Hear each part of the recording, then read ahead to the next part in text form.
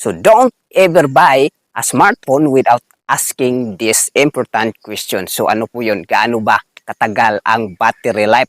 So dapat po matanong yan. Dapat po kasi yun po tayo, nagagamit po tayo ng cellphone ng halos 24 hours po ang gamit natin. So pangalawa po is dapat po matanong natin ang pangalawa, ang warranty. So dapat po ang warranty po. Dapat po ay matanong mo kung ilan pong taon or years ang warranty.